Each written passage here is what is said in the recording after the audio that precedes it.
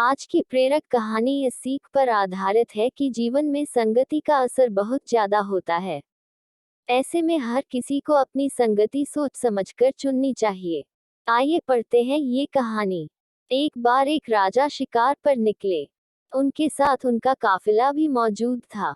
शिकार को ढूंढते हुए राजा और उसका काफिला जंगल से गुजर रहा था, लेकिन उन्हें दूर दूर तक कोई शिकार नजर नहीं आ रहा था।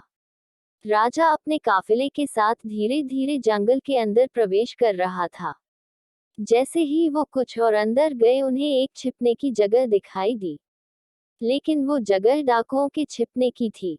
जब वो उस गुफा के पास पहुंचे तो एक तोता बोला, पकड़ो पकड़ो, एक राजा आ रहा है जिसके पास बहुत सारा सामान है, जल्दी आओ और लूट लो सब। तोते ही आवाज सुन डाकुओं ने राजा की तरफ भागना शुरू किया।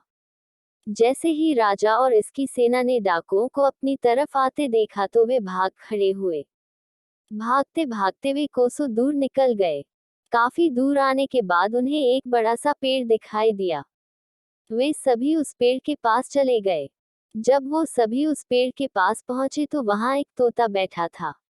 वह तोता बोल पड़ा, आओ राजन, हमारे साधु महात्मा की कुटी में आपका स्वागत है। आइए पानी पीजिए और आराम कर लीजिए। इस तोते की यह बात सुन राजा बेहद हैरान हो गया।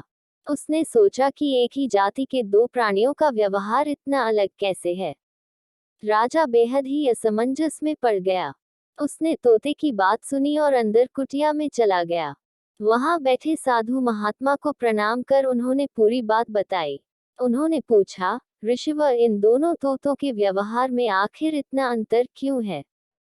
साधु ने पूरी बात सुनी और राजा से कहा कि ये कुछ नहीं राजन, बस संगति का असर है। जो तोता डाकुओं के साथ रहता है उसकी भाषा और व्यवहार भी डाकुओं जैसा हो गया है। वहीं जो तोता यहाँ रहता है उसका व्यवहार आदरणीय है, अर्थात जो जिस वातावरण में रहता है वह वैसा ही बन जाता है। ऐसे में व्यक्ति को हमेशा ही अपनी संगति को सोच समझकर चुनना चाहिए।